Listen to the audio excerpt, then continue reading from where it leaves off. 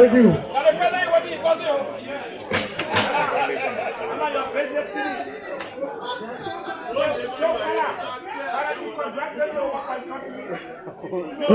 Please have a seat.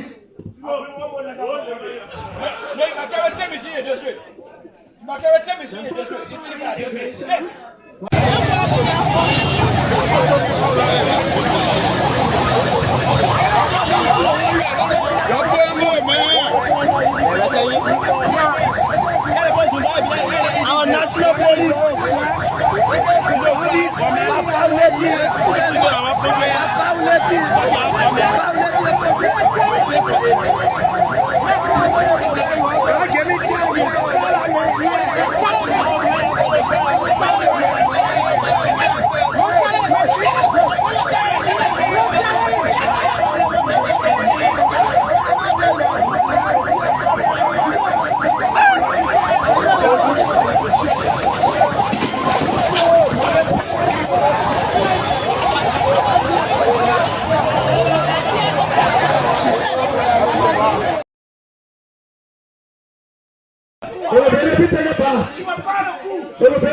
I always say to you, what we have, the titles we have, do not make us any more important than you. And these are borrowed coats. And when the coat you borrow to wear, or somebody lends you to wear, does not belong to you. And so there is no special time to ask for it. The one lending to you is the one that determines when he or she can request for it. They can even see you walking the street and say, please give my coat. That's why when you are wearing a coat, a borrowed coat, you wear a t-shirt under it. I want to work for this government, if I want to provide or I want to do a contract for the government, you must deprive me. No. I suffered. I went through hell. I went through the people. I was in bombing, Senator Tyler and I. For 3 months in the bushes. See, this is spent millions of dollars. We didn't have money to spend. We were able to convince our people to vote for President Parker. He alone will not do it. So if you don't protect my interest, you know, so I should only wait. Oh, now when election time coming now, then you call me? Hell no. I'm not a child. I got supporters. They have to survive. You don't want to help them. But I should be saying now I'm for my leg. Oh, Senator Johnson, Rescue Mission Stanley 2020 now. I've said it, I will not support Unity Party in 2029. Let me repeat. I will not. Repeat it. I will not support Unity Party in 2029. Is this Senator Johnson talking? Sando Dazo Johnson making the statement. I've said it. Those that have ears have heard it. I'm sure the president have heard it. I'm sure his vice president have heard it. I did it only for President Parker. Only. And I will not go beyond that. Nobody else behind them that I will support. Help no. But will you support someone in 2029? But I just told you that the same. Will you support someone? Definitely. If I conclude with CMC, I will support them. Period.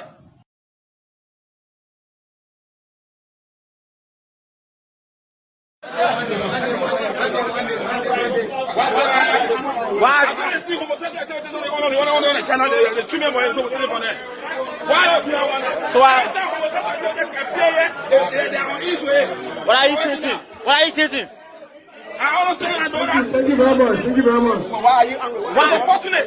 Please continue. It's unfortunate. What is unfortunate? The unfortunate situation is about whenever there is an homosexual activity appears on the agenda, we want to discuss it. Liberia is a Christian state.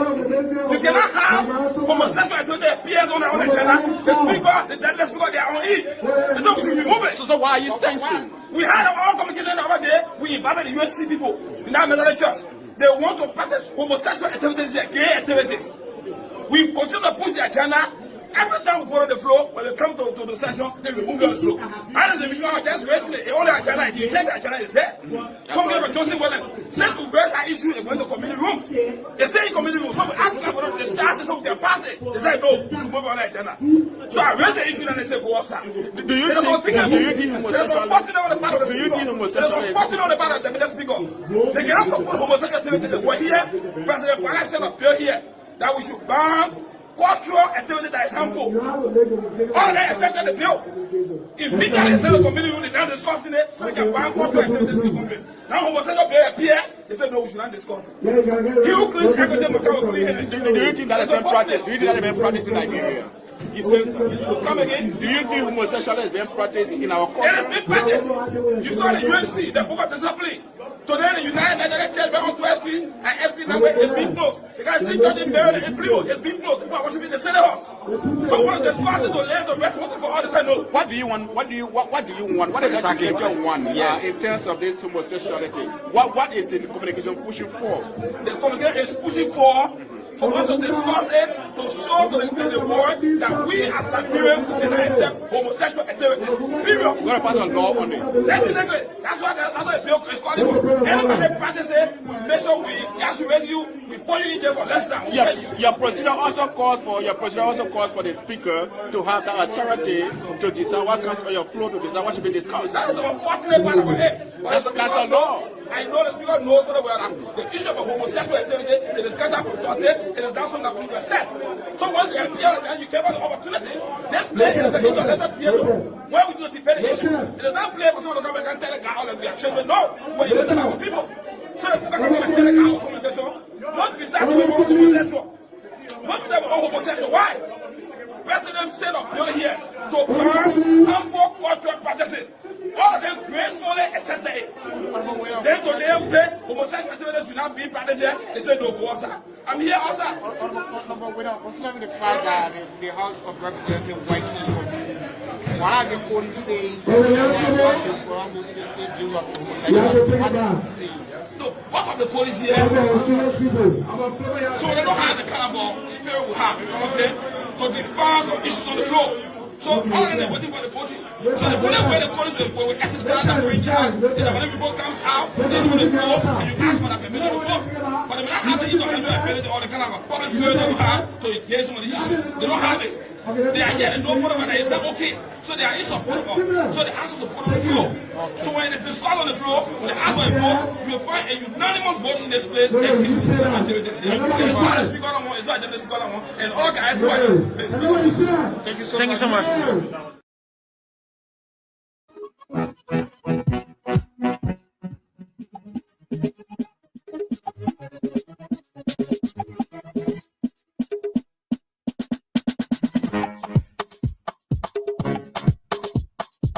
Always said to you, what we have, the titles we have, do not make us any more important than you.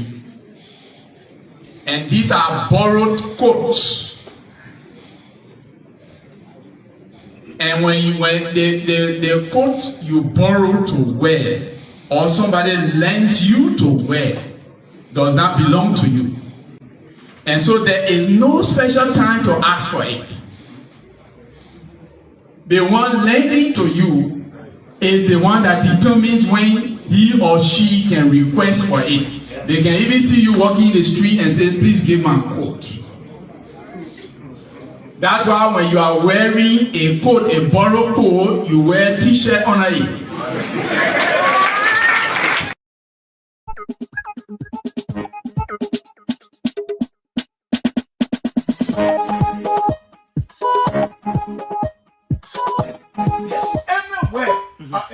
I'm standing. You abuse or on any platform you abuse Waka, I'll go after President Waka. I'll go after everyone that abuse them. Tolerance. No, there will not be no tolerance here. You Waka, you do nothing. You don't put your mouth on it. They tell the call chicken. We will do the same. People will do the same thing to you because we have to stop that nonsense. You know the jumper. That's an element jumper. You cause it. You cause it. You cause it. Why you cause it? I want to work for this government, but if I want to provide or I want to do a contract for the government, you must deprive me. No. I suffered. I went through hell. I went through the people. I was in bombing, and Senator Tyler and I. For 3 months in the bushes. See, this is spend millions of dollars. When they didn't have money to spend, we're able to convince our people to vote for President Parker. He alone will not do it. So if you don't protect my interest, you know, so I should only wait. Oh, now when election time coming now, then you call me? Help no. I'm not a child. I got supporters. They have to survive. You don't want to help them. But I should be saying now I'm for my leg. Oh, Senator Johnson, Rescue Mission Standing 2020 now. I've said it, I will not support Unity Party in 2029. Let me repeat.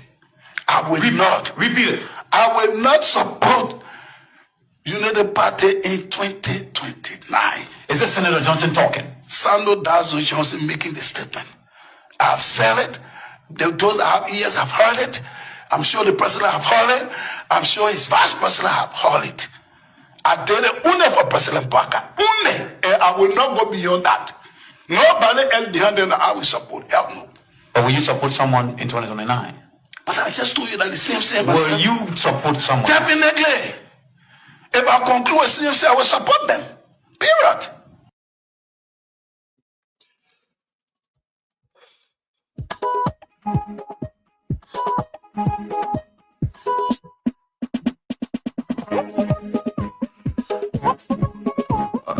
Okay.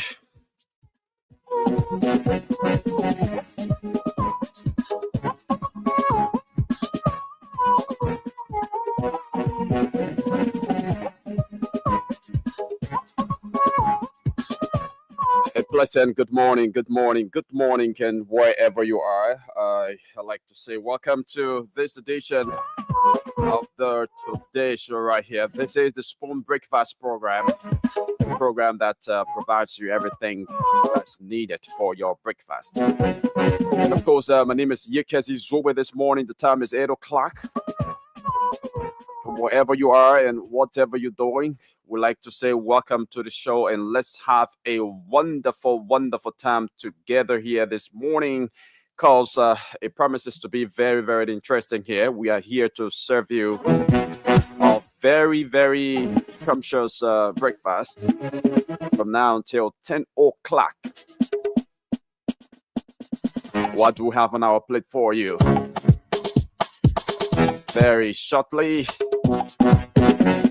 we will bring you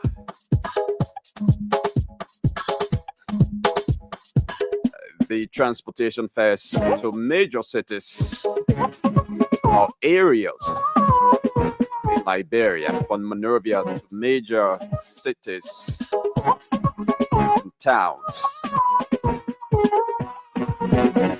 We also educate you on the vehicle and traffic laws of the country.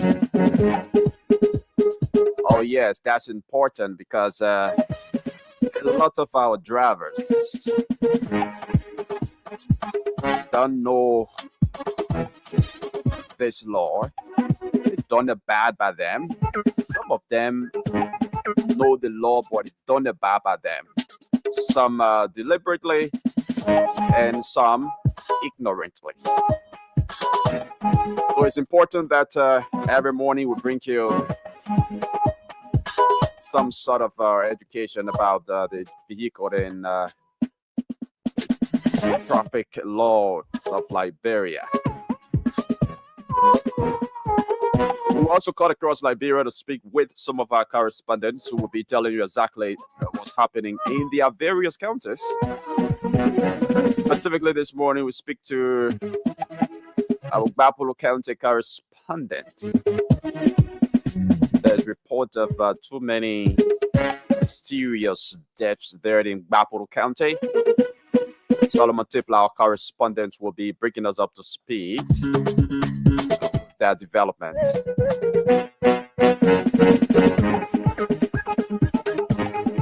Also, folks, this morning, we will play host to the representative more mobile Montserrat County District number 3. As you may know, Representative Mobile have recently submitted a bill Software Men Section 16.1 of the 2015 Decent Work Act. Well, he said on the platform later on this morning to give us more detail, to give us an overview or an insight about this bill submitted. What is the impact of this bill? But just before his appearance, we'll speak to the Yana Boys Association president, Ano Kabakoli, here on the show. Tell us the workings of the Yana Boy Association, especially under the regime of Ambassador Joseph Yuma Bwaka, the president of the Republic of Liberia. We will rumble through our local dailies here, folks, to know what's happening in the print media. Then at 10 o'clock, we'll be kicking dust out of here.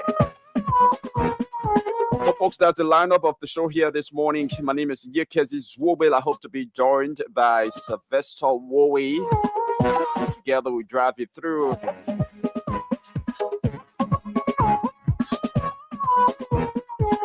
right here on Spawn 107.5. The show is also being simulcast on Fabric 101.1, and it's live on Spawn TV Live, Fabric TV Live, and Super TV Live. You can also catch us live via our YouTube channel. So welcome to it, and let's have a wonderful, wonderful time together here this morning on the show. So first off, let's bring you, major transportation fares from Monrovia to key areas, key cities in Liberia. And this is important. This is meant to inform you, the passengers, the businessmen and women, just everyone, about how much to pay to a certain destination, to a certain location in Liberia, because most often some of the taxi drivers tend to exploit you. Some of them, tend to charge high fares, and that is disadvantageous to you as citizens of Liberia. So it's important that you get to know some of the transportation fares from Monrovia to key areas in Liberia. So this morning we will begin with Bomi County. But just before doing that, let me recognize a few, some of those watching us live on the show this morning. Emmanuel Kemokai says, good morning, watching from Nimba Eco Lodge. Thanks for following. Abubakar Kaifa Sayon is also watching this morning. Thanks for following. He's following from Vonjamalofa County. Mickey Thomas is watching us live this morning as well. Mickey, thanks for watching from the SD Cooper Road. Papi Success Gator, it's been a long time, Papi. Hope you're having a wonderful time watching from Dupont Road. Titus Raining Lunch Deeply is also watching from Magibi County. Scholastic Aquila Samusa is watching from, it says, from the embassy of Foya. Cover. It says the embassy of Foya near Monrovia. Shelton, we are Silly the Third is watching from River G County. Thanks for the update. He says Abdullah Dukley is also watching. Henry T. Toll Jr. is watching the show. Gate Harris Gate is watching the show here this morning. Who's here watching again? It's Andrew Colley. Says good morning from Lower Magibi County. Andrew, thanks for following the show this morning, and good morning and welcome to all of you following the show this morning. Keep on following because of course we continue to pin your comments on the screen. Let's now begin with the transportation fares across Liberia. So from Monrovia to Tottenberg, in a taxi, from Monrovia to Tottenberg in a taxi, it is 600 Liberian dollars. From Monrovia to Ba, that's also in Bomi County, is 550 Liberian dollars. So from Monrovia to Bangabong County, currently, according to the Ministry of Transport, is 900 Liberian dollars. From Monrovia to Salala is 550. From Monrovia to Suakoko is the same 900. And of course, from Monrovia to Phoebe or Cottington is 900, and so forth and so on. So just major areas will bring you.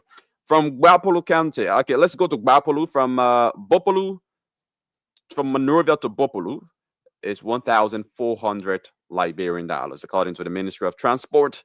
From Monrovia to Buchanan, Grand Bassa County, is 900 Liberian dollars. From Buchanan to Riverside is 1,700.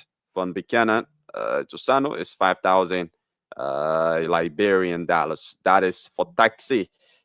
From Grand Cape, let's go to Grand Cape County. From Monrovia to Robertsport, Grand Cape County is 1,250 Liberian dollars. That's according to the Ministry of Transport. 1,250 Liberian dollars. From Monrovia to Bullwater Side in Grand Cape Mounts County, it is 1,100 Liberian dollars. Okay, so those are some of the key areas. Let's go to Grand Juda County. From Monrovia to Zoeju, Grand Juda County is 7,000 Liberian dollars in taxi. And of course, from Zoeju to Harper is 4,500 Liberian dollars. From Zoeju to Greenville City is 4,500 as well. And we'll go to Grand Crew County. From Monrovia to Vonjama. So we're now in Lofa. From Monrovia to Vonjama, Lofa County is 4,000 Liberian dollars. From Monrovia to Zozo is 2,500 Liberian dollars. From Monrovia to Foya is 5,300 Liberian dollars. So from Vonjama to Zozo is 2,300 Liberian dollars. Let's go to Magibi County, right adjacent us here. So from Monrovia to Kakata is 300 Liberian dollars. That is for taxi. From Monrovia to Smell No Taste is the same 300. From Monrovia to Habel is 300. From Monrovia to Duazon is 150. Monrovia to Marshall is 150. To Cotton Tree is 400. So that is it for Magibi County. For Nimba County, from Monrovia to Sanikoli is 2,000 Liberian dollars. From Monrovia to Gompa City or Ganta is 1,500 Liberian dollars. From Monrovia to Saclipit is 2,500. From Monrovia to Ban, 2,500. To Campley is 2,500. And from Monrovia to Yikipat is 2,500. To Loguatuo is 3,200. And the same for Tapeta. From Monrovia to Tapeta is 3,000. 3,200. Okay. So we also have the transportation fares for the boxes, for bus from Monrovia to Tottenberg is 300 Liberian dollars in a bus. From Monrovia to Banga, Bon County is 600 Liberian dollars in a bus. To Salala is 250 Liberian dollars in the bus. To Bongmans is 400 Liberian dollars in the bus. From Monrovia to Tototat is 400 Liberian dollars in the bus. To Swakoko is 600 Liberian dollars in the bus. And of course, to Palala is 1,000 Liberian dollars in a bus. From Monrovia to Bopolu City in Balporo County is 1,000 Liberian dollars. That's in a bus from Monrovia to Grand Bassa. It's 500 Liberian dollars in a bus. From Monrovia to Rabersport, that is Grand Cape Mount County, is 700 Liberian dollars in a bus. From Monrovia to Tenny in the same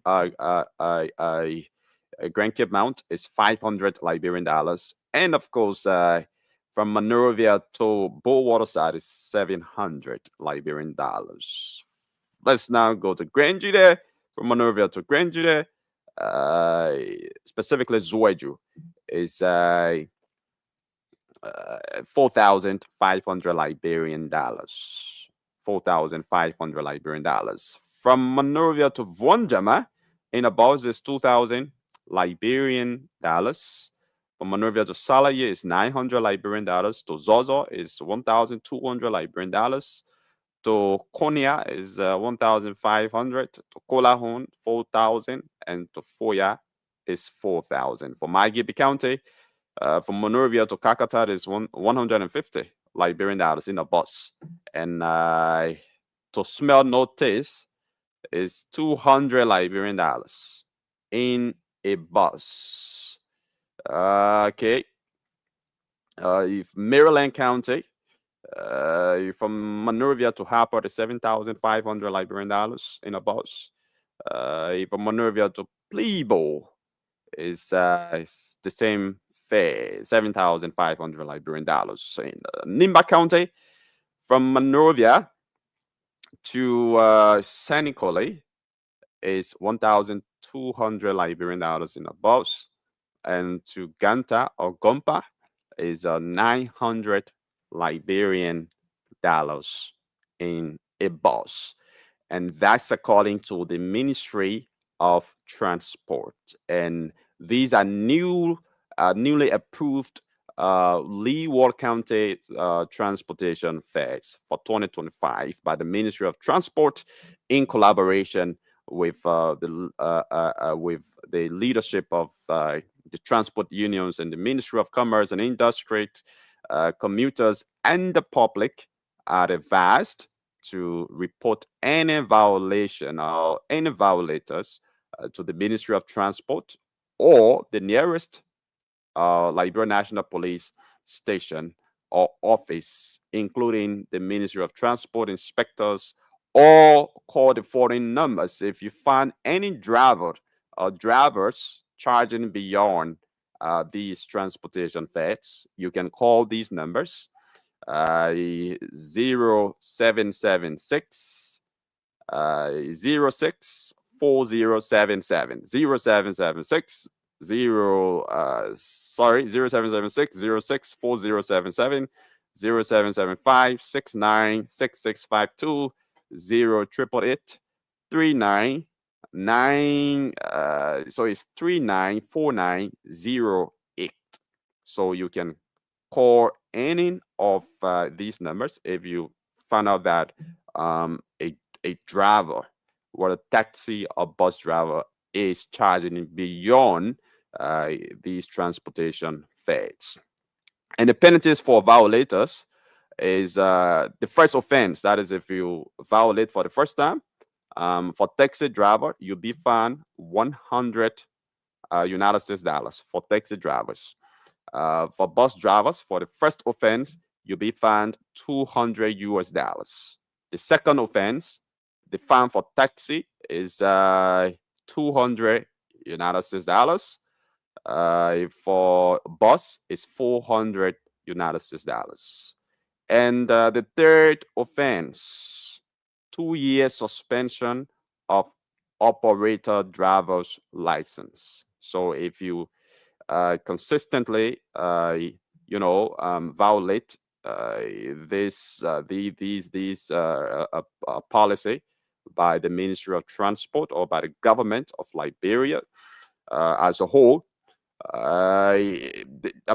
for 3 times your driver's license will be suspended for 2 years. That's according to the Ministry of Transport. So, drivers, you have to take note and govern yourselves, and the passengers as well. You need to know these facts so that you cannot be exploited by some of the drivers. This is the Today Show right here on Spawn 107.5. It's 18 minutes on the flip side of 8 o'clock. So let's quickly go to bring you the we're going to be talking about a section of the vehicle and traffic laws of Liberia. I'm trying to get it here, and this is very, very important because there are a lot of people who are not familiar with this law. So it's important that we inform you, we educate you about this law. So we'll be talking about sub-chapter B of the Vehicle and Traffic Law of Liberia. And it talks about issuance, expiration, and renewal of license.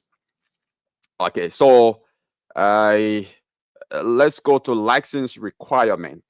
And this is mainly for drivers, commercial drivers, private drivers, and I mean all drivers, vehicle drivers, and all types of vehicles. All right. So license requirement, it says no person except those hereinafter expressly exempted shall operate any motor vehicle unless such person holds a valid license as an operator, a driver, or operator of heavy vehicles. No person shall operate a motor vehicle as a driver unless he holds a valid a valid driver's license, and no person shall operate a heavy vehicle unless he holds a license to operate. Okay, it says holding more than one license at the same time. So no person shall hold at the same time more than one unexpired license issued pursuant to this chapter. Any person who holds more than one license, such license shall okay, let me get this right, please. So it says any person who holds more than one license, it says such license shall elect which license he will retain and shall surrender it, shall surrender all other licenses to the minister. And we'll talk about minister here, we're talking about the Minister of Justice.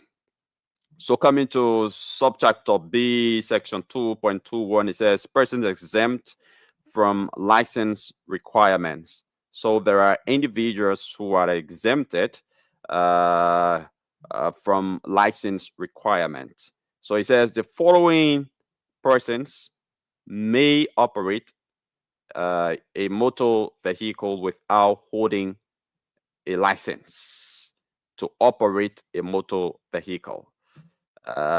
So number one, we have any person in the service of the armed forces of the Republic while operating a vehicle, official business within the limits of a Liberian military base or encampment. I read this again. Any unarmed persons are exempted from license requirement. It says any person in the service of the armed forces of the Republic while operating a vehicle on official business within the limits of a Liberian military base or encampment. Okay, so there are also other exemptions I would like to read here. That's very important.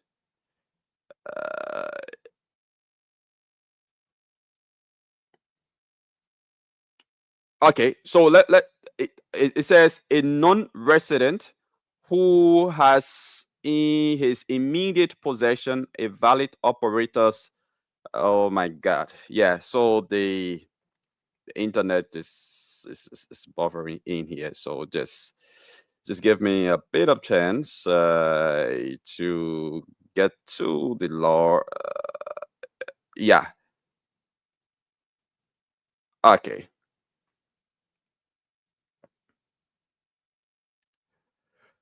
Yeah, so you're listening to the Today Show. The one thing we've not announced yet today is the Spoon 1075 Mega Daily Cash Splash. That is a radio entertainment game. The game is on. The code is star 799 star 3 hash. That's the code. Star 799 star 3 hash. That's the code. Once you dial that code, it takes you to the payment of the playing fee, and the playing fee is just 50 Liberian dollars or 50 cents US. You pay the playing fee through your mobile money. You must have some money deposited on your mobile money account in order to enable you pay the playing fee. It's simple as that. Once you pay the playing fee, you automatically enter the draw and you stand a chance to win for yourself some huge cash prizes here. We got bags of rice here. We got you'll be walking away with 5,000. You'll be walking away with 10,000 Liberian dollars. You'll be walking away with 20,000 Liberian dollars. So the more you play, the more your chances are to win. So we were talking about individuals that are exempted from license requirements. We are talking about driver's license in this case. So a non-resident who in his immediate possession a valid operator's license issued to him in his home jurisdiction while operating the motor vehicle in the Republic of Liberia only as an operator. Such license to be valid for a period not to exceed 3 months from the date of his last entry into the Republic, provided, however, to operate a heavy duty as a driver or operator, such person must be in possession of a valid Liberia driver's license. That's according to the vehicle and traffic laws of Liberia. So those are, requirements, for being in possession of driver's license, and those that are also exempt from having driver's license. So every morning on the show, we will try to read chapters of the vehicle and traffic laws. Tomorrow, we will talk about persons that are disqualified from receiving licenses. All right, so folks, that's it. It's 27 minutes on the flip side of 8 o'clock. This is a Today Show here on Spoon 107.5. My name is Yekezi Zobel. I hope to be joined by Sylvester Wowie shortly, but also shortly we'll be speaking with Emmanuel Kabakoli, the president of the Yana Boys Association of Liberia, is going to be our guest on the show here this morning.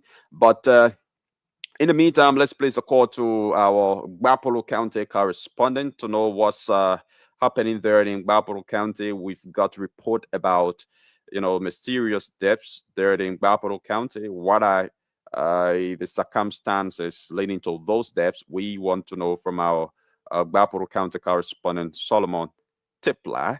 And we are trying to connect with him here this morning. Solomon, good morning.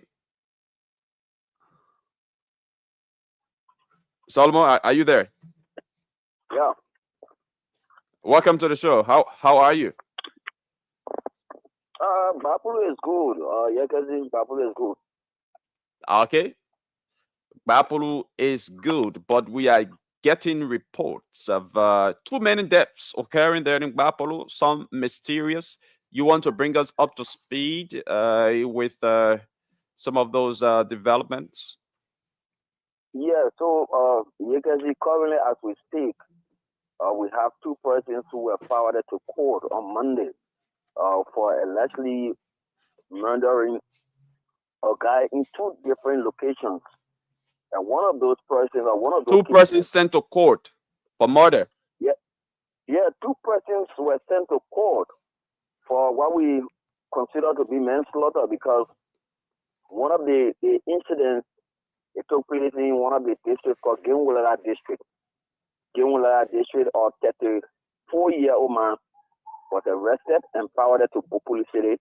And currently he having his day beyond bars to the Populi Central Prison for allegedly going into a fight with an older person who was later transferred to one of the health facilities here in Bapulu County, and he was confirmed dead. So he was he's currently at the Bapulu Central Prison awaiting court trial.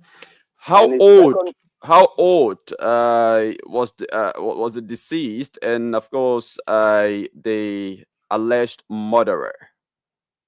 So the murderer or alleged murderer is 34 years of age, while the person who is the deceased was 49 years old. Okay, and what led to the fact?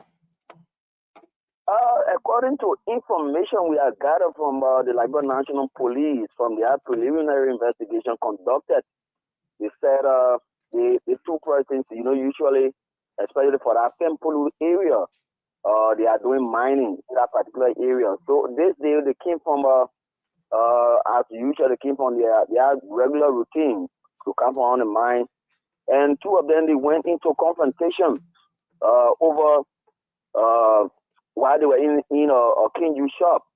So through the altercation, both of them decided to engage each other, and it was how this guy who is considered to be 34 years old went and hit this older person, and at the same time they decided to rush the person to one of the health facilities in that particular district, and he was confirmed dead. So it was just a keen, juice, sharp confrontation that led to the death of the man of the 49-year-old man. You said. Yeah. It's believed to be 49, in late 40s. Wow. Too sad. And what is the circumstance surrounding the other death? Yeah, so in one of the districts, in Populu district, this guy, usually when they come from, it's the same gold mining business. They said when they came from on the mining camp, they decided to come to the town where this guy who is deceased was in possession of 9 grams of gold. So there was this misunderstanding that came between both of them, and those guys, according to information, the particular guy who was transferred to court on yesterday went and went into confrontation. There were 3, but out of the 3, they said the main suspect who was arrested, who is currently behind bars, was the main person who went and hit this guy behind his head, and this guy was transferred to JFK, and he was pronounced dead upon arrival. So another confrontation, a confrontation over gold. Was it an attack? Was it was it a form of harassment, or they had this conflict over the gold as to who owns a certain amount of the gold? You just want to detail us on that? No, it was something like both of them have been working together, Okay. and this guy, knowing the fact that knowing the fact that he has been one of the persons who usually takes care of the goal because of trust. But this day, when they came to town, they decided to engage this guy to produce a 10 grand of gold. And it was how both of them went into confrontation. And this guy, who is currently being bad at the Bopoli Central Prison awaiting court trial, went and hit this guy on his head. And this guy was transferred, or he was taken to GFK, where he was confirmed to have died before arrival. So the both cases are currently, those guys have been transferred to the Bopoli Central Prison. They were taken to court, and from there forwarded to the Bopoli Central Prison awaiting court trial. Wow. So it means violence has become, has begun the order of the day there in Bapuru County. Yeah, sure. Yeah, because we have been following some of the deaths incidents from Bapuru County. In time past, we got to know there was this guy who went into confrontation with another guy only for stopping him from cutting down a tree, and it was because Yes, of that I do remember that story. You did report that story here. Yeah, so Glenwulala district is one of the land that we consider to be a landlocked district because it's been surrounded by rivers. You have the St. Paul River from the Bon County side. You have the Tuma River from the other end, and you have the Via River from the Lofa County side. So it's been considered as a landlocked district. But most of the time, people can complain that the presence of security forces in that particular area is what really bringing all of these things, because somebody will just go into confrontation and no, you don't have the presence of the Liberia National Police or the Joint Security So you are saying there's not much presence of the LNP, the Liberia National Police there in Bapolo, and that might be a contributing factor, or you are attributing that to an increase in criminal activities. Surely, because some of the local leaders from that particular end, we have been speaking with them. Why too much death incidents coming from that part of Bapul County, and they will always say because of they are believing that because. But when these occurrences happen, are they accused actually prosecuted to a logical conclusion? Yeah, because most of the time, those perpetrators can be prosecuted. And as we speak, some of them were sentenced because we have been following most of the cases that have been coming from not only Glenwulala district, but almost the entire Bapulu. We follow some of those incidents from Bele. And Bele, most of the time, they are engaging themselves into hunting activities. So some of those things, when they come from those part of Bapulu County, the judicial system can do all they can to make sure that those who committed crimes against other people are brought to justice. So yes, there are other people who are currently being sentenced and they are serving their days behind bars in the Bopoli Central Prison. Okay, let's talk about the issue that has to do with the limited presence of the Liberia National Police there in Bapolo County.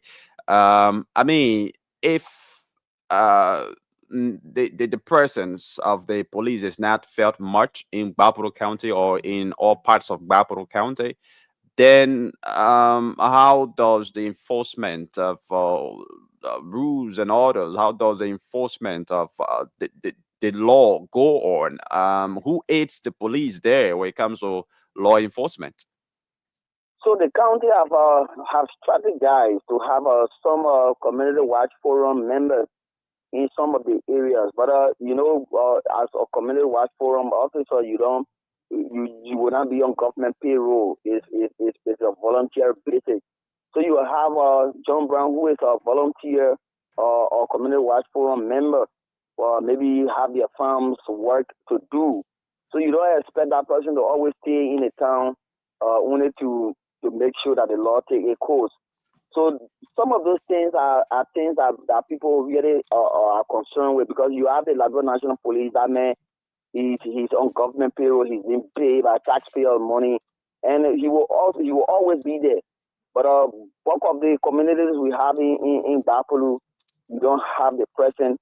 Not all of the community, except for those major towns, like you have places like Bella Yala, you have a police station in Bella Yala, and other places you have a police station where you have maybe 1 or 2 police officers assigned to that particular area. But in the leeward part, in other towns and villages where are hard to reach to find the presence of the Liberia National Police officer is not being seen in a place there. So you only get the community watch forum members aiding the police and aiding the local leaders in that particular area to make sure that the law takes its course.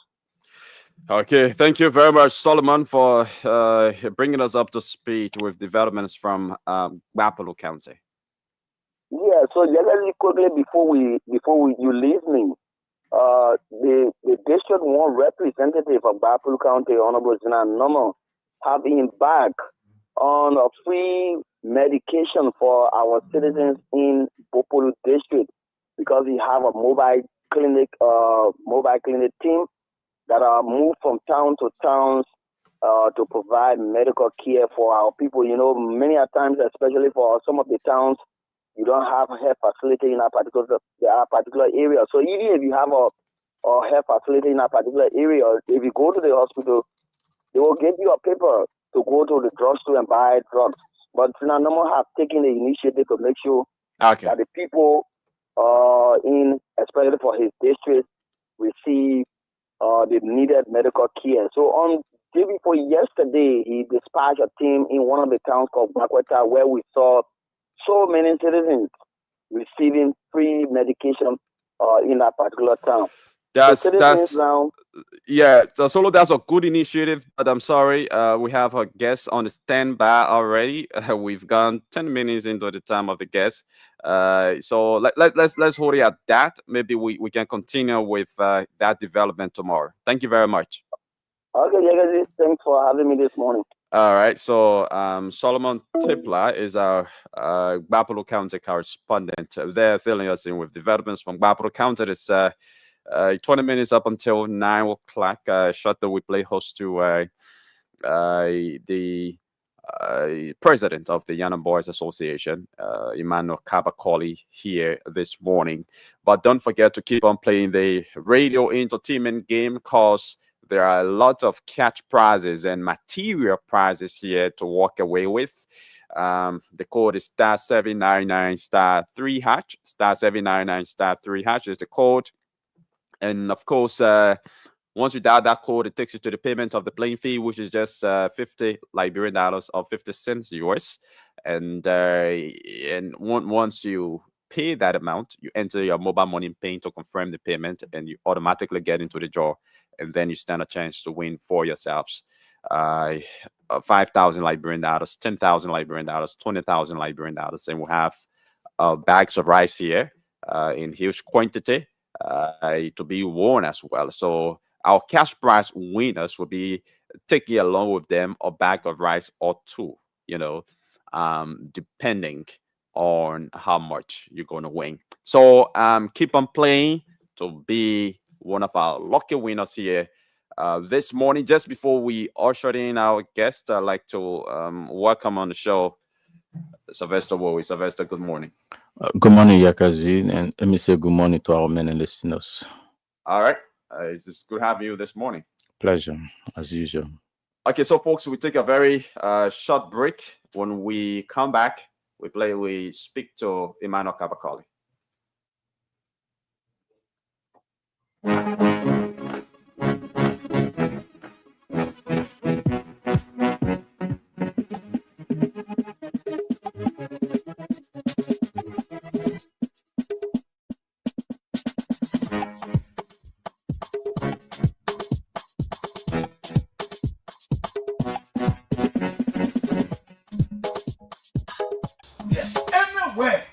I'm sitting, I'm standing. You abuse or with on any platform you abuse Baka, I'll go after President Baka. President Baka, I'll go after everyone that abuse them. Tolerance. No, there will not be no tolerance here. You Baka, you do nothing, you know, you put your mouth on him. And you tell the call chicken, we'll do the same. Well, not people will do the same thing to you. Because we have to stop that nonsense. You know the jumper, that's an element jumper, you cause it, man, you cause it, why you cause it.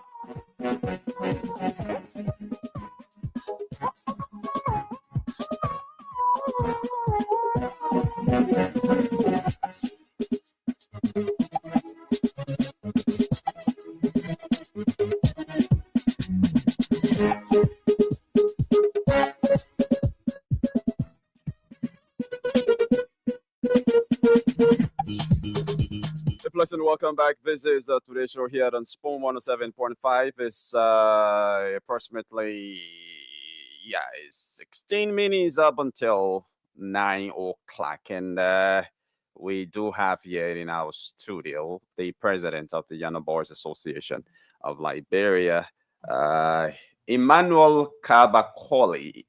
Emmanuel, good morning and welcome to the show. I think this is your second time here on the Spoon Breakfast program. Good morning to the Spoon FM family. Okay. It's good having you. How have you been? How has the Young Boys Association been? Well, we are all doing very good. Okay. Yeah. So just before we go on, I'd like to play this excerpt of you, Emmanuel Kabakoli. So let's take a listen to this excerpt. So there are actually two different excerpts. Let's take a listen and be back. I want to tell personally what I think there are people who are saying you're sleeping, but I think you are up. Debray, we just want to tell you thank you and continue there. Stay by Apple in the midst of the good apple. I think it's about time that you take action against some of these public officials. Telling the foreign affairs minister, thank you. We don't know, Madam Minister. For me, I see you as God gave to this country as foreign affairs minister. This is the first of its kind in Liberia to see us will be getting 3-year visa. And I said, bravo to the foreign affairs minister. Madam Minister, you are a call gift. There are critical issues have been raised in my mind and in other people's mind, especially we the young people that in the attitude of always insulting national leader. A couple of days ago, I listened to a female who was insulting the president's wife, and I found out that, yeah. Okay. Emmanuel Kabakoli, welcome again. Yeah, so we will talk about that, your excerpt, where you are reading a lot of praises on the president or the Unity Party-led government, and also, speaking against those who are in the habit of raining insults on the, on leaders of the country.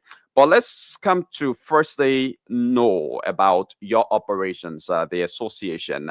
Tell us about your operations and the overall mission of the Young Boys Association. You just want to come to the microphone a little bit. Well, I'm just here to inform the Liberian people about the Young Boys operation in and out of Monrovia, because we are all over the counties.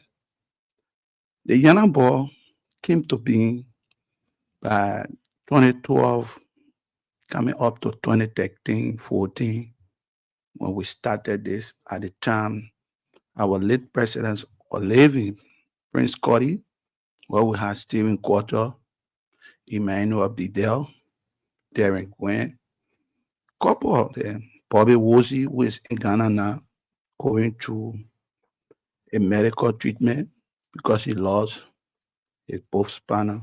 Okay. Yeah. But all I want to say here, can we just have a movement of silence for our former president, Prince Cody?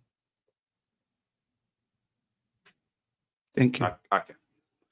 So this young boy came about when Prince brought this idea. First he told me, Steven, Emmanuel Bidel, Lasana, other people. We had a female today, she's in the States. Then we say, my man, it's a high idea, but there is no easy way. But we'll make sure we achieve our goal. For God to have it. And what is that goal?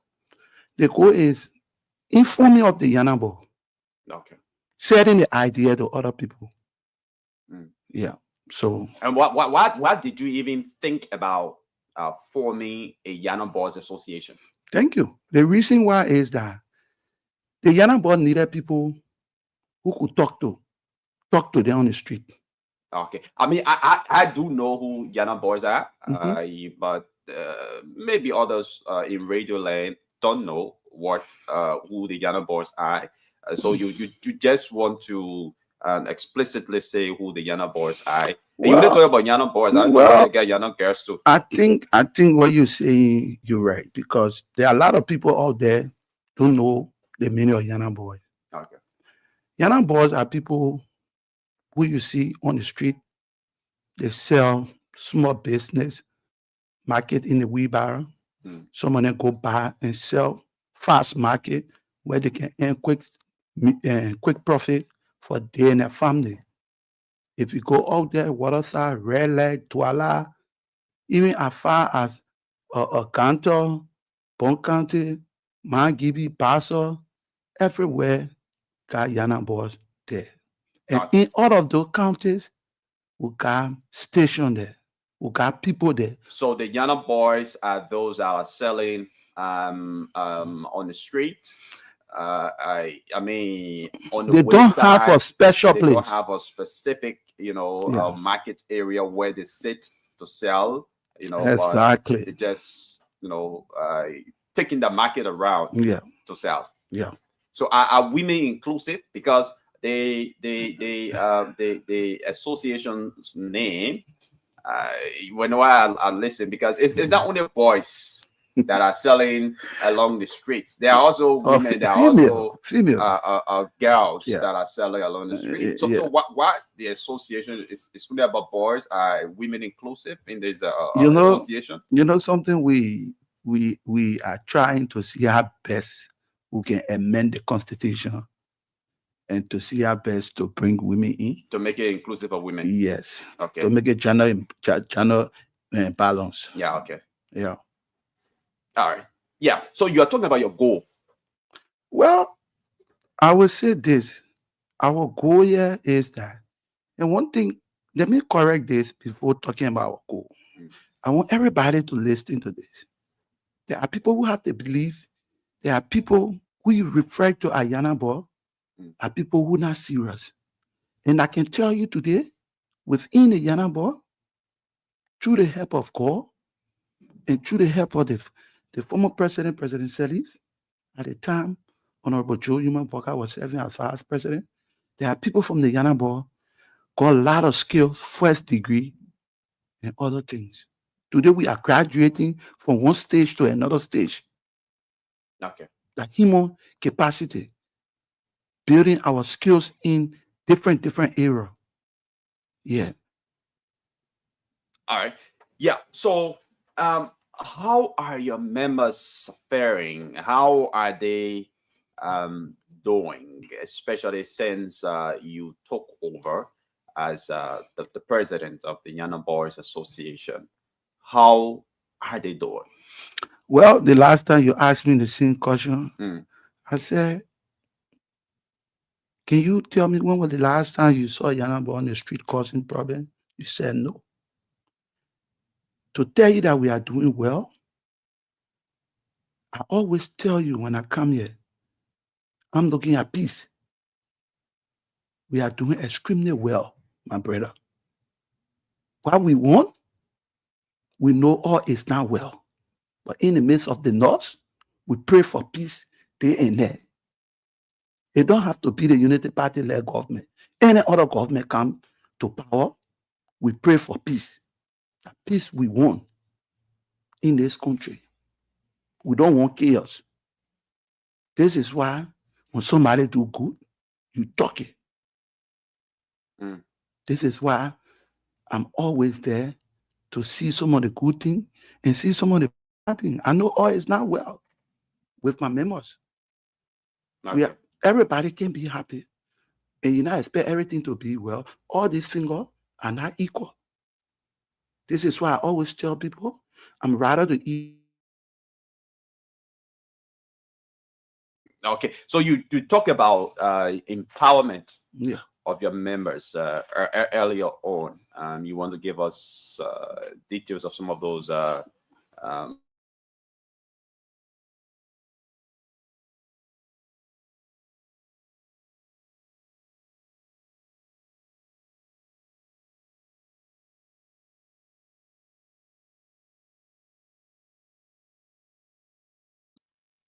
been helping us with few scholarship where people will go learn. Okay. You understand, to help to advance them into different discipline. So Okay. I just want to tell the Limpa family thank you. And how many persons are we talking about? Because Well, the Yana Boys Association should be one of the largest groupings in Liberia. Yeah, we have close to like 10 persons. 10 persons. I've been to Limpa and he's calling on. The last time he called me again, and we have to send another set of people there. Okay. Yeah. Need your members, because like I said, I mean, you are one of the largest groupings in Liberia. It seems you only focused on Monrovia. Do you have other counties like Nimba, like Bong, like Maigibi, like Sano, and other areas? Do you coordinate your members? Do they work under your umbrella? I just told you. I said I name all of the counties. Every county you go to, you got Yana Boys. Yeah, I don't know. And we are repping. As per the definition of Yana Boys, I'm saying to you, not just. But whether they are working in collaboration with you, whether they are under your umbrella, whether they know that there's a Yana Boys Association. Exactly so. Whether they are registered members of the Yana Boys Association. Sure. They are. So you want to tell us about your membership? How large is your membership? My brother, when we're talking about Yana Boy, in numbers, I mean those that are registered with you. We are talking about Yana Boy. We are talking about something like 300,000 to 400,000 plus. Those that are registered with you? Yeah. We got people everywhere. The only problem we face is that sometimes when we look at logistics, I don't have, but with the help of God, we are moving. We're not looking back. We are moving straight ahead to achieve. Okay, let's look at your association's recent involvement in the national fight against drug abuse across Liberia. I mean, this is a national crisis. The issue of illicit drugs is a national crisis. Is affecting many youngsters, and many of the members are youngsters who are vulnerable to drug abuse. And you engage in this endeavor of getting involved in the fight against drug abuse. Tell us more about this effort. Well, first thing, let me be able to tell the government thank you. We want to tell the president and the Liberian people that are working in line with the DEA. Because today, the last time I told you, I said drugs, the issue of drugs is not about me or I. It's about we. It's a teamwork. Okay. How do we do this? It's by involving the community people into it. I told you the last time. I said this cannot be done by the DA officer there alone. They got to work in line with the community people. Even we, the Yana boys, we are being there, helping them. The fact of the matter we went from. Okay. Speaking to them, telling them how bad is this sustain, how bad is drugs, what drugs is doing to our young people. The last time I told you, every parents need to get involved. That's why when you saw the march against drugs, say no to drugs, our 40 represented. The Yana boy has spoke to the press. Look, my brother, anything affect your children or your child is also affect my children or my child. So definitely, we all need to stand up and speak the truth to the drugs issue. This is why I always tell the president, thank you. You understand me? For the drugs issue, it's about everybody in Liberia. It's not about one person. We all need to stand up. To fight drugs, it's not an easy thing. You're talking about something that people getting millions of dollars from. How do you go and battle the drugs? So the man who went battle the drugs, he need to be well paid. He need to be well paid. And even those people that can call the DEA and point out where they carry drugs, they need protection. They need it. Because, my brother, the issue of drugs is not a child play. What you know, do the Yana boys have to go and create awareness about drugs when they have to be selling their businesses? And I think those businesses provide them sustenance and all of that. What time do they have to go and create drug awareness? Thank you. It's not everybody in the Yana boy. Okay, so it's only the leadership. Sometimes the leadership go out there. Sometimes we spread ourselves into 2 to 3 groups. Okay. Where the other people go Douala, other people go Riley, other people go Pinsway. And let me tell you something. Some of the guys, when you speaking to them, you can know that you don't know what is happening. It's like some demonic thing. Yeah, it's like some demonic thing. How can you take somebody to rehab after 3 months, they're not taking a drug, before you make up your mind, they back? So are we saying we need to change it or what? And it can be. It's only God. It's only God. Yeah, so I think that means the reintegration process was not as it wasn't done fully, and that is why. But recently, your organization issued a statement condemning and advising all of your members to stop verbally attacking public officials, especially the presidency. And I mean, from the excerpt I just played, you also talked about that. You were frowning at someone who, according to you, denigrated or insulted the First Lady of the Republic of Liberia. So why did you release this statement? Let me correct you right there. You said something people should stop talking about national leader. I'm not saying people should stop talking about national leader. It's good. I mean, attacking. It's good to attack leader at times. Okay. But you should do it in a way that, look, everybody deserves some respect. You understand me? I'm not going against people who always talking about the president. Like even your boss. Well, one may say you are fond of the president. Hold on. One may say you are supportive of the president. Hold on. And you are leading your members towards that direction. No, you're making a mistake. If the United Party let government go wrong, I will come here, I will tell you. If they do some wrong thing, I will say, this is why I tell people, this is why I like water spoon for at times. You understand me? I always like people telling me the truth. Because when you tell me the truth, I will learn from it and I will develop myself and more. Well, for sure, I will come back very strong. So I think what water spoon is doing for the regime, I say, I love it. I love it. Okay. Yeah. So are there any negative things you think the government has done? Apart from Anyway, the e-government, apart from some of the government officials, what we can hear most time is alleged some corruption, and you understand me? But the government itself is trying her best. It's trying her best. This is why I told you, and I continue to say it, and I will continue to say it. Honorable Besler, I don't care what Liberian people will say, but my belief, she's a godsend.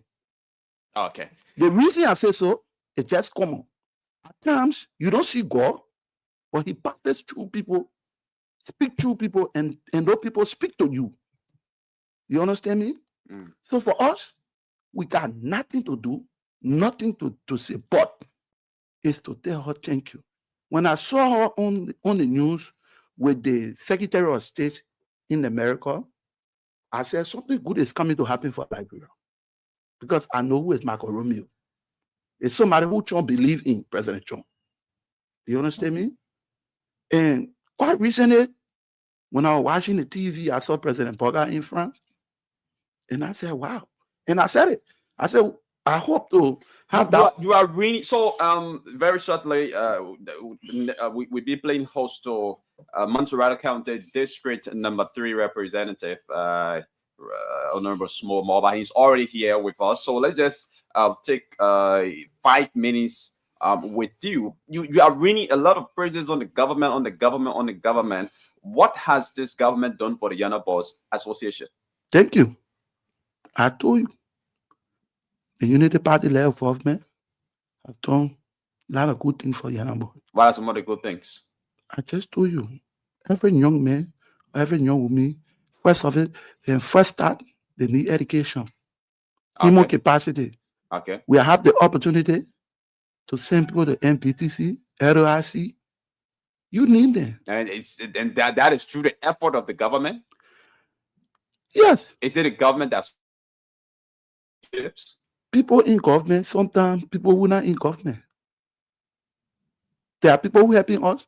We don't call their names. They don't want calling their names. It's just you sometimes you go to church, you want to help the church, and you don't want to be seen. So that is individuals in government, officials of government who deem it necessary to help the Yana Boys Association are those that are helping the Yana Boys Association. So true. But has there been any kind of holistic help from the government? Well, I told you the last time I met with the president and we had a fruitful discussion. But one thing I can tell you is that the president is one person. He got people behind. He got a couple of things on him, man. But there are people behind the president need to remind the president about the Yana Boys. One, I refer to my own father, Honorable Charles Nano. Yeah. Yeah, go ahead. Honorable Charles Nano, he's our father. He need to remind the president. Says Maureen. Honorable Kane. What do you need from the government? What do you need from the president? My brother, the thing the Yana Boy need is scholarship. Scholarship. The Yana Boy needs scholarship. The president promised us. I told you the last time, and we will get it. You will get it. Both foreign and local scholarship, we need it. Okay, Emmanuel Kabakoli is the president of the Yana Boys Association. Folks, it's now 7 minutes on the flip side of at 9 o'clock. We've got a representative Small Mobile waiting. So, finally, Kabakoli, what message do you have out there to your members? Let me be able to tell the representative good morning first. Okay. Because he's our king maker. The message I got for my member out there is to tell them to remain calm and love this country and build this country and build this country, love this country, and develop this country. Okay, I'm selling Askway around. I'm an Askway seller. How do I become a registered member of the association? Well, how do you become a member? Yeah, as an Askway seller, you have to come to the office. What's the office? We got office in Kongota. Kongota. Yeah. Okay. Yeah, so you can just read out your number so that maybe somebody listening is a Yana Bob but not registered with the association and wanting to legalize their status so that they can reach out to you. Okay, my number is 0770 340805. Okay. You want to repeat that? Yeah. 0770 340805. Okay. Emmanuel, thank you very much. It's been a wonderful time having you with you and the Yana Boys Association. Well, we hope to invite you here again another time. Thank you for all of the work that you do at the association. Thank you too. All right, so folks, that's it. Emmanuel Kabakali is the president of the Yana Boys Association. He is speaking on the Spoon Breakfast program. Better still, the Today Show here on Spoon 107.5, Fabric 101.1, and we are live on our various social media platforms. We'll take a very short break. We'll come back. We're ushering the Montserrat County District Number 3 representative, Small Moba, who's been very vocal about several issues of recent. So let's take this break to be back.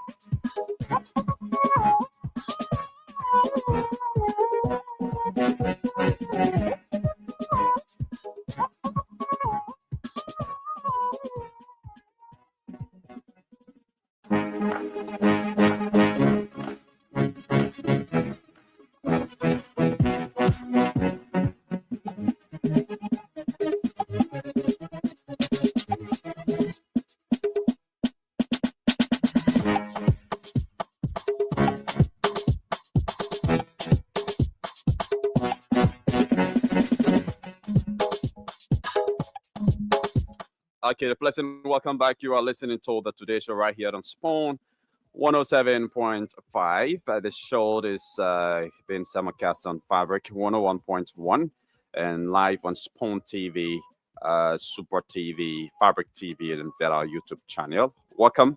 And now we have with us the representative of District Number 3, Montserrat County, Representative Small Moba. Honorable Moba, welcome to the Spoon Breakfast program. Thank you. I would like to say good morning to everyone, our listening audience, and I would like to say thanks for the invite that I'm here. Yeah. Okay, it's good having you. How is your district? How's your constituents? District Number 3 is doing quite well, and we are mainly focusing on our TVEC program, where we try to wise to build human resource capacity that could reflect back to those agenda and those initiatives that we have. Because without manpower, you cannot do anything. So I think it has been one of our focus. Yeah. Okay, so let's just jump straight into the discussion because we've already gone 12 minutes. You recently submitted a bill at the legislature seeking for amendments of the 2015 Decent Work Act, Section 16.1, to increase, the minimum wage. You just want to give us an overview of your bill submitted? All right. First of all, I'd like to start with quote unquote, because the Decent Work Act came from directly the Title 18 executive law that have to do with our labor practices. So the underscore when we look at the word decent work is where we have those productive work that provide fair income. So it's all about fair income, and even if you get back to the United Nations, their Sustainable Development Goal, they also have the decent work, where they try to align with the issue of inequality to that of poverty. Okay. So it play a main role, because I just look at the thing fair income, because when we talk about fair income, we talk about composition, right, for workers that should commensurate our living standard. So when we look at the decent work out of Liberia 2015, there are Sierra part. It's a good eye, but they want to reflect to minimum wage, chapter 16, because when we talk about fair income composition that match our living standard, for the decent work out of today, the one we have does not match the living standard of our people. So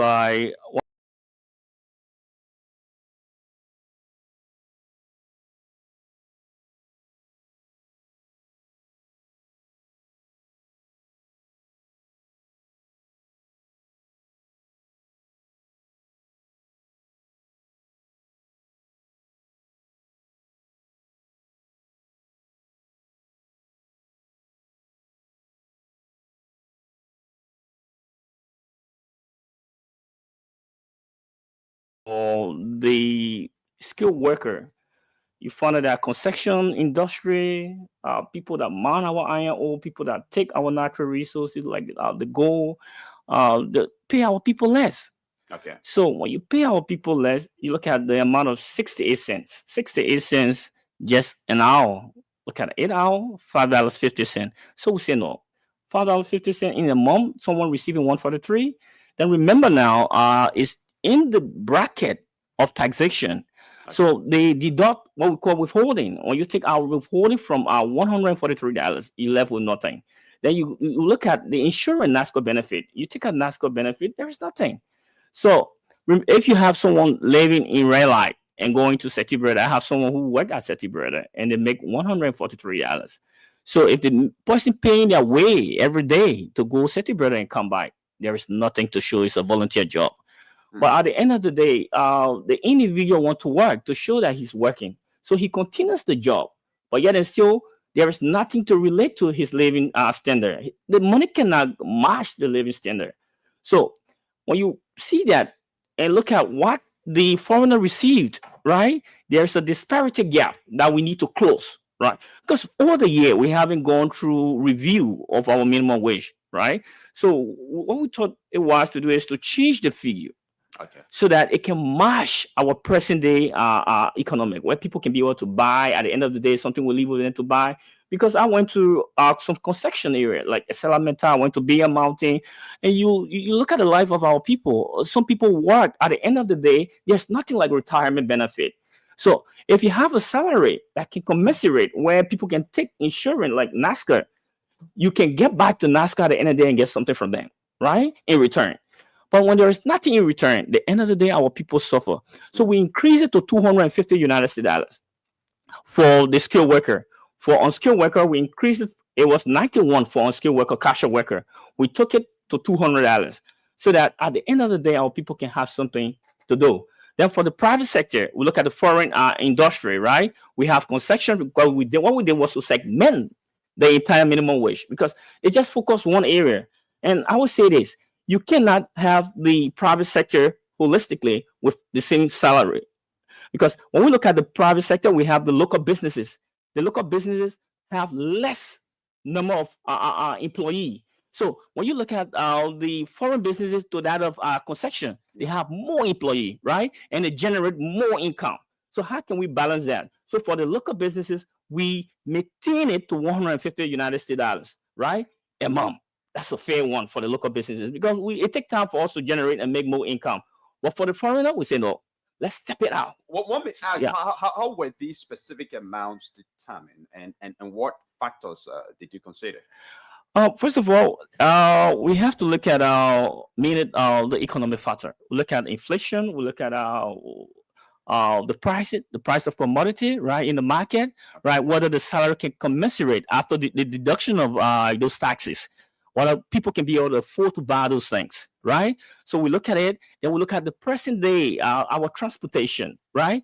We pay money from here to go to work, right? So we look at all of these things and we say, look, we cannot step up high because we haven't reached the threshold where, we have a reduction in inflation. But since we have a gap of inflation, what can we do? Let us step it up a bit, right? So we step it up to $1.25. Okay. So it's 68 cents, and you have $1.25 for the skilled worker. Yeah. Therefore, on skilled worker, we say $1 an hour. So 8 hours, you have $8. You multiply that by 26 days. It gives you the total amount we are talking about. So with that also, in the Decent Work Act, there's no area that we have for the protection of wages. Okay. In the Decent Work Act, because under 16.1, there should be protection. When you get the law, there should be protection to protect the law, to make people implement those laws and make people do those things, right? Especially the employer. So what we did was to make a provision to empower the Minister of Labor to issue regulation for enforcement and monitoring. Okay. So under the protection of the wages, we have what we call compliance mechanism. So under the compliance mechanism, one of the things is that out of it is that we gave you the first time where you have to, as an employer, you have to make sure to give your minimum wage report, right? Report from your end. Make sure every 3 months you get a report to the ministry. They will go through the report and make sure those things that is in there, right? And make sure that you are paying to the standard by giving those salary. It could be the salary, the payroll, where they investigate to make sure that the payroll commensurate with what the minimum wage amendment is. Yeah. So within that, we say, look, if we go in and find out that you are not doing what the law says, what we do, the first thing is to fine you, right? Then we fine you $500. The second time, when you have an offense, second offense of that, not executing the mandate of the minimum wage, then we also fine you $1,000. But $1,000 in line with suspension of your lessons, okay, right? We could suspend your lesson for 6 months. So that if we do that with the business people, trust me, we have a fair share of our economy. And let me tell you about the disparity. A lot of people don't understand the gap. You have the least pay for foreigner in this country is $500 United States dollars. 500. The least pay for cashier worker, right? For any employee, local employee, which is cashier worker, is 91 United States dollars, says the Decent Work Act. So the disparity there is $401, right? $409. Yeah. That's the difference there, right? So it's 91 against 500. So the gap in between there, how can we bridge this gap? So we are saying for the least, at least let's take it to $200. And for the foreigner, let it be at $500 upward, right? It makes a lot of sense. Then our people benefit at the end of the day when they retire. Remember now, like when you're doing like the cold storage, which is the foreign business, you cannot work with a cold storage throughout in a cold room. At the end of the day, you get sick, right? There is nowhere to place your hand to get money. So if we do this, we bridge the gap. People will be able to get something. People will be able to save. People will even be able to save in the bank and take loan. So what happened? There are a lot of things that happen when we do this, the amendment. One, it will improve living standard. It will promote fair labor practices and reduce exploitation. It will stimulate local economic activity through increased purchasing power. When the people have the money, they will be able to buy, and it will also enhance government revenue. Because when we reach the threshold, when our workers reach the threshold, remember now, even the private institution, private school, there are people who make 18,000. There are people who make 12,000 below the threshold for deduction of withholding. So when you are below the threshold of deduction, government will not make money. But if you have everybody within the bracket, you have government making money, the people benefiting, right? And things will go on. Remember now, when the people benefit, when the people get money, people do business. They evolve into self-employment. They do more businesses, right? Then when you do more business, Government also generate revenue because you have to go and pay for your business registration. You have to pay taxes, right? So government benefit. But my thing is that we cannot have the concessions, especially in the Vera County. You even read the MDA, they are not even executing the manner of the MDA. But yet and still our people are not paid well. But they bring in people from other countries and pay them well. When we spoke about it, they said that, oh no, it's a deterrent. We increased the figure up to 3,000, it's a deterrent. And let me say this. Yeah, a lot of people, even the minister, I don't know whether the minister have worked with the private sector, but I work with the private sector from below, right? From the least job, cashier worker, all the way up after human resource. So with the private sector, there are ways in which people generate money. They say, oh no, the private sector not making money because of our economy. But let me tell you something. Are those private sector concessions declaring their taxes? Are they paying taxes in full? Let's take, for example, the foreign businesses. You get to finance ministry, they say self-declaration. People declare their taxes, right? And most of the taxes declared, they are not realistic. Government still lose. So what I'm saying is that within the private sector, there are a lot of things going on, and we all need to work it up. There are ways in which the private sector make money unknowing to government, and the people, our citizens, they work day and night. They even work more than the public sector. The public sector work from Monday to Friday, but the private sector from Monday to Saturday, sometimes Sunday. So we are saying that we need to amend this minimum wage so that the people of Liberia, the people in mass majority can benefit. Yeah, thank you. Okay. Yeah. So now, one may say that already the minimum wage is not. I mean, the concession companies are not complying to the existing minimum wage. They are not complying. Every time at concession areas, you will hear complaints of salary delays, salaries not being paid, benefits not being paid, and all of that.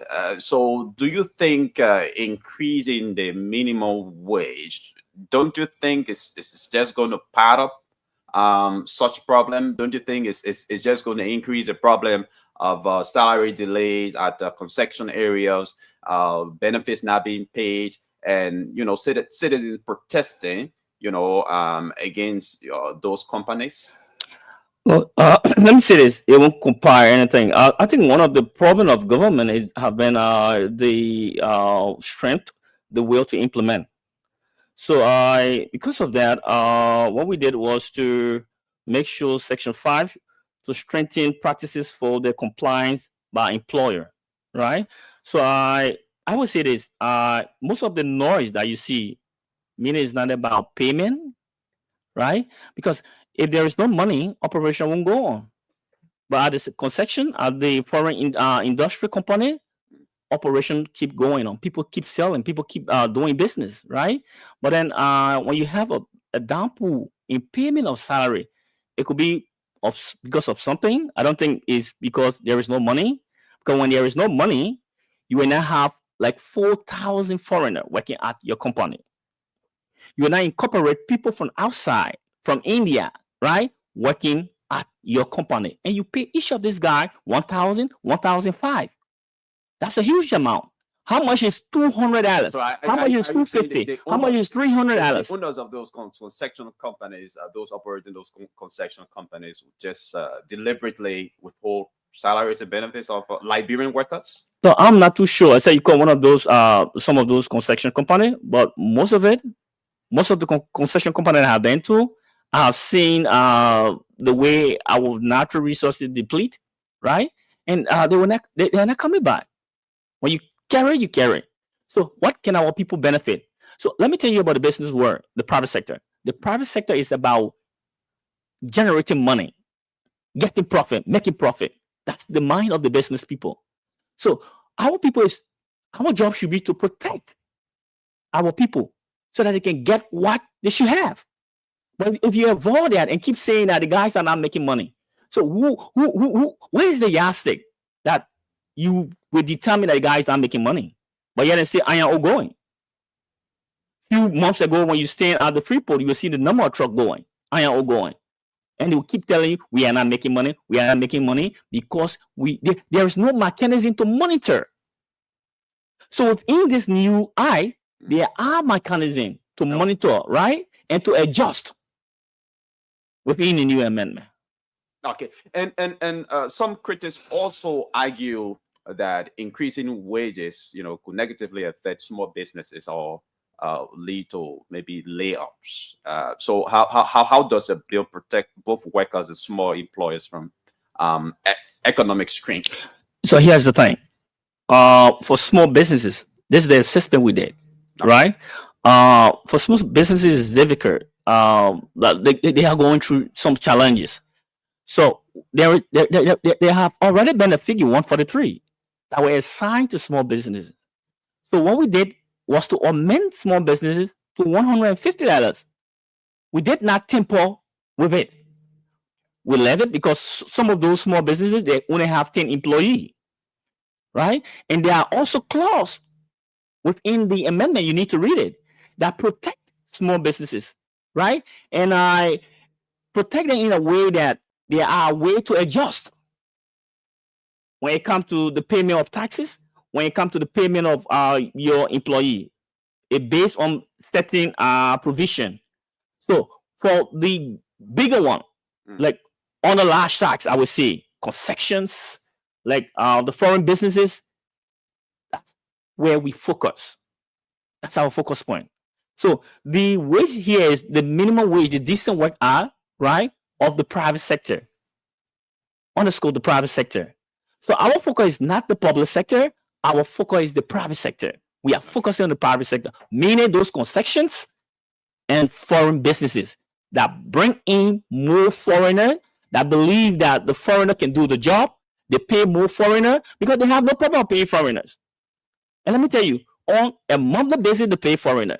But when it comes to Liberian worker, they either tell you, say, no money, or either they pay based on the low rate. And no matter when they pay, the law says, according to B of the Decent Work Act, right, you should pay this amount. Anything below the amount, you should be held reliable. So if the man pay you $91 a cashier worker, that's the law. And one thing I will tell you today is this: there is nothing in this law, the Decent Work Act, that talk about where the person stay more than 10 years, right? The person have overstay with the entity, the business, and yet still the pay cannot go up. It still remain at 143, and it still remain at 91 based on cashier work. So there is a provision that talk about the adjustment of minimum wage based on the report. So if you have someone staying for more than 10, 11 years, he or she should be motivated by the employer.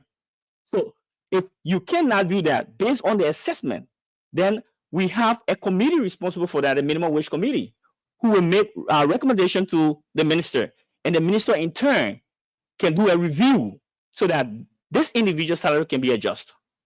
Okay, and also there's a portion of the bill that has to do with the wages of teachers. If you want to expand on that too. Yeah. I think that's one of the areas that a lot of people have issue with the private, especially the private institution. Yeah, private institution. Let me tell you, private institution in Liberia are not paying money.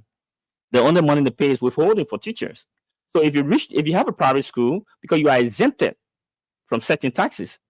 So if you have a private school and you have a teacher above the threshold, right, of where you can deduct withholding, then deduction will go on, then government benefit. But you have a private school that is under the threshold. Let's take, for example, a person make 15,000, 12,000. You cannot deduct. Government cannot deduct, right? So government, the revenue will not be enhanced, right? It dropped because government cannot take anything from the private school. And one thing is this: if you have a private school where you have 12,000, do you think you will have incompetent teacher, people that are qualified? No. You will have the same students, right, graduating from high school, going to teach high schools. When you do the assessment, you will find that. So in order to enhance our education sector, is by putting in the rightful credential, BSc, right? People that have certificate in teaching, master degree. So how can you attract those people into the education system? Is by increasing the threshold from 12,000 to at least 150 United States dollars. So we are saying 150 United States dollars for teachers. We have private school that receive tuition in 1,200. Private school that receive, I have a private school. I'm in 375 to 400 for the year. But you have other private schools. So I should fall in that bracket. So every private school institution, when you want to incorporate good teacher, when you want to have a good education system, where because most of the school will tell you today, you notice that what happened? You have teacher teaching here one school, for greener pasture, they teach another school, the next student, 4 school within a day, right? Before he reached the last school, fatigue, he's tired. So what we need to do is to make sure we pay them well and we maintain them. The education ministry can come up with another policy to maintain teacher at school, self-contained, and you pay them well. And that's where my interest is, because private schools are charging high fees, and yet the teachers are underpaid.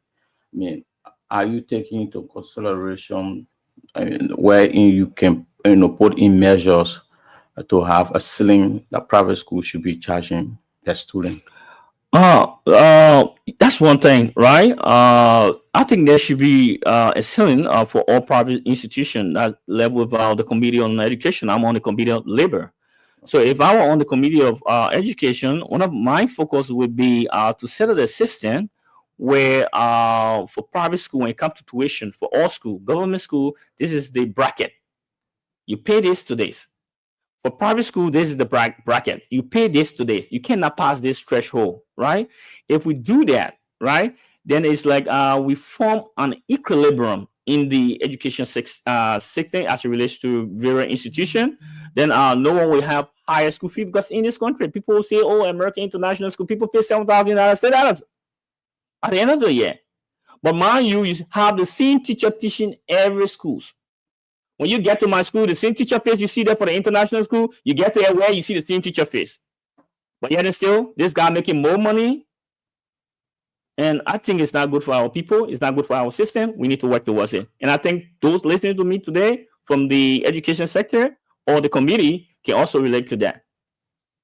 Yeah, so your bill includes penalties for non-compliance, such as fines and license suspensions. Yeah. So, the enforcement of law in this country is a problem. So how will these measures be implemented and monitored to ensure fairness and effectiveness?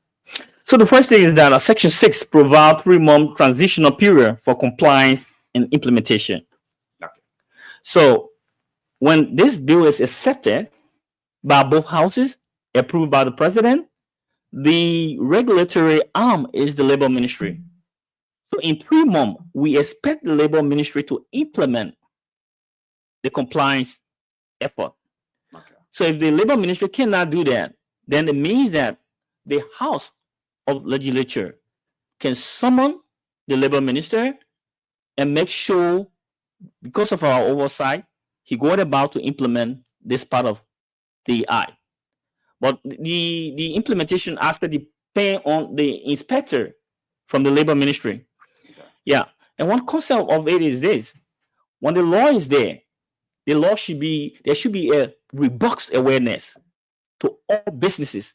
Inform them of the new law, print out the law, share with them, so that they can know. Because when people have the law, they tend to be afraid. But when the law is not in their hand, they open the business and they got no understanding about the law. Then what happens is that they breach the law unknowingly. So we need to carry on a robust awareness so that every employer, private employer concession can be aware of the new law.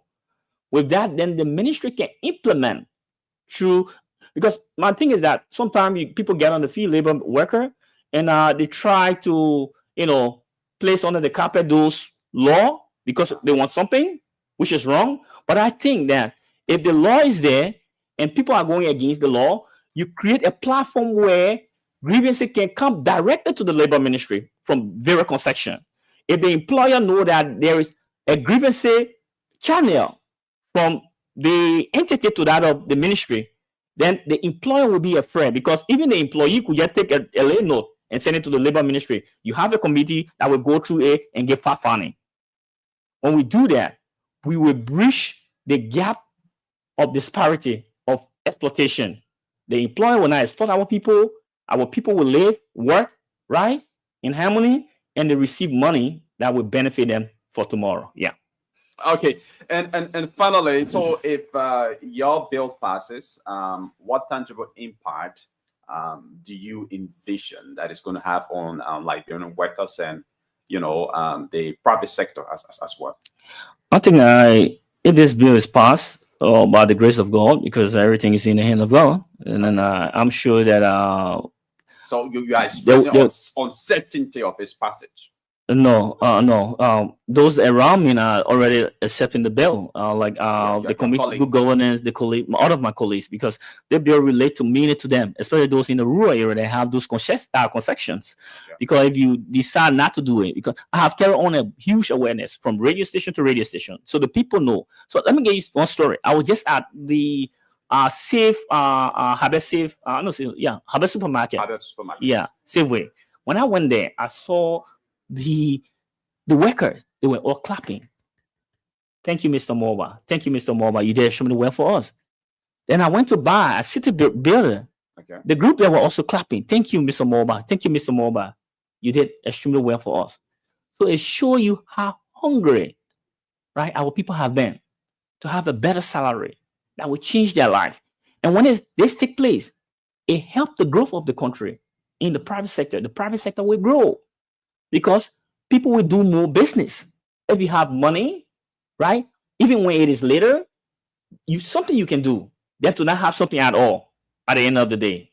So I think it will enhance revenue, because government will get money from around. We're talking about reaching the target of $1 billion for our budget. So if possible, we can go $1.2 billion based on the private sector, right? Because when you withdraw withholding is not for the private sector. Withholding is for the public sector. It's for government to use. So government benefit. So my aspect is the people benefit and government benefit. And I think it will help a lot. Yeah.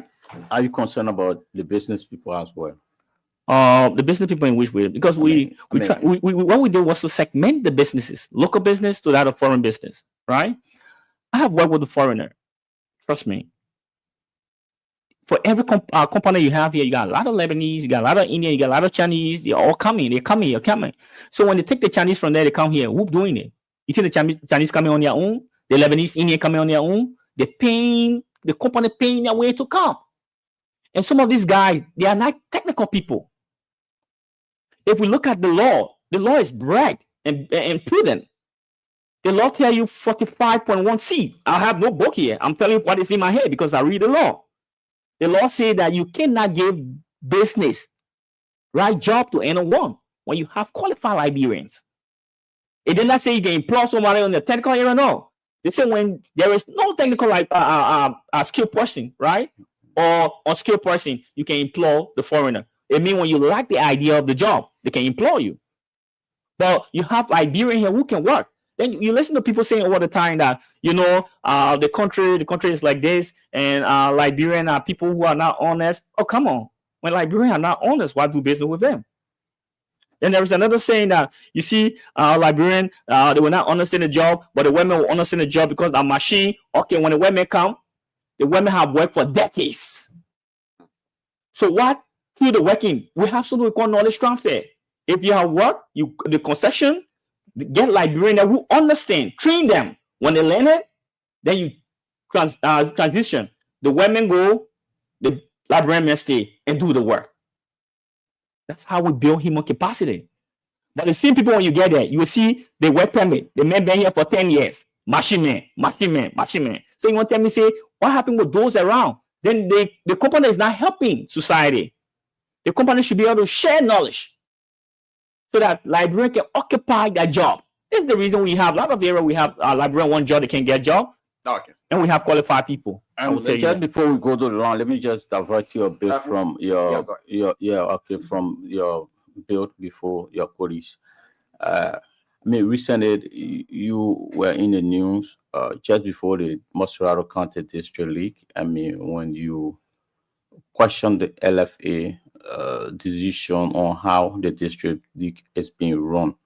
You got a lot of applaud when you question the amount of money the LFA receive from partners, including FIFA, CAF, and what have you, and then to commensurate that with the development of football in the country.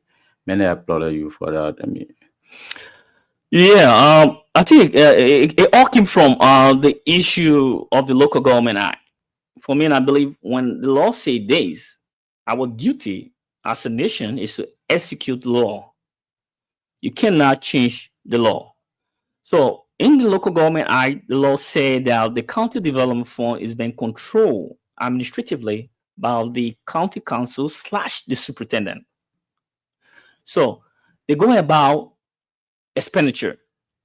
And my issue is even the Local Government Act, the lapses of the Local Government Act is just simple. There is not a mechanism, a framework that can tell you how you use the county and social development fund money. Whether the money should be used administratively, whether it should be used on the district or the community-based level, nothing to show you. So my issue, why would we use money, the lawmaker, we use our own money to sponsor a district league, right? Then you have the county league, you use the county money to sponsor county league, and you have a budget.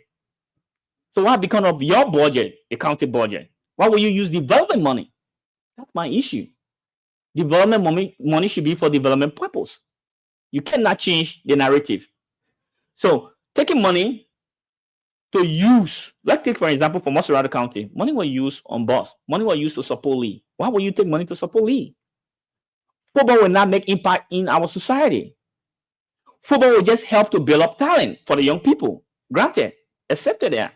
But there is money in the youth and sport budget for that. So you cannot take what belongs to the people of Moserado County as a development money and you say administratively. That's wrong. That have been my plea. Even with the LFA, LFA got a budget. Although it's small, they have other areas that they get money. So if you want to sponsor a league that will help the young people, well, it shouldn't be on the shoulder of the county or the lawmaker. Because when you do that, this is why most of our lawmakers fall short. Because when you do that, those who lack the money, they could do anything to get money. They could accept anything to get money, which is wrong. Don't force our lawmaker on the wall. Okay. Help them. Yeah. Thank you, Honorable. Let's get to talk about your recent remarks during the third quarter of the second section, the opening of the third quarter of the second section of the legislature. You made these remarks. You said good speech, but it continues to emphasize traditional major priorities rather than current priorities. I would have liked to speak with you directly, but your tough environment prevented that. What prompted this statement? Firstly, I want to know what are the traditional major priorities you're talking about and what are the current priorities? And secondly, it was a relationship with the speaker, because you say you wanted to have spoken with him, but then his environment did not allow you. Can you expand on that? Oh my God, that's so much political. But anyway, from that level, I hope the host will not hold me responsible, because I think I were told not to talk too much as it relates to the house, because the house is a sacred area. And I think my colleagues will forgive me for this, because I just need to make clarity. The people out there are listening to us, so I need to do clarity quickly. So as the speech was a brilliant one. It was very cohesive and not fragmented. So there were a way that you could get a team message from the speaker. So all of his team message went directly, because we were opening, went directly to major areas. He talked about health. He spoke about education, right? Agriculture. But here's the thing. When I say it's a traditional thing, because it's a traditional thing, because in the budget, there are huge allotment, for health. There are huge allotment for education. So what become of our institution when you have the money? So what happened? So my thing is, no, that's not the priority now. What we need to do is to focus on what's happening now. One of those priorities is drugs. If you have a drugs environment, you will not have a good school because the student will start taking drugs. If you have a drugs environment, you will not have, a good. You have more patient going to the hospital, right? And because of that, you have inflow of patient at the hospital. So he make mention of buying equipment. That's good, but there are other priority area I think that we need to really focus on. And those priority area, I outlined it. I think you saw it then, right? Yeah. And told him that we need to focus on these two areas for now. Because if we focus on the two areas for now, then the health and the education, they are long-term venture. But the short term we have now is drugs. And we need to fight drugs now. So what were the two areas you listed?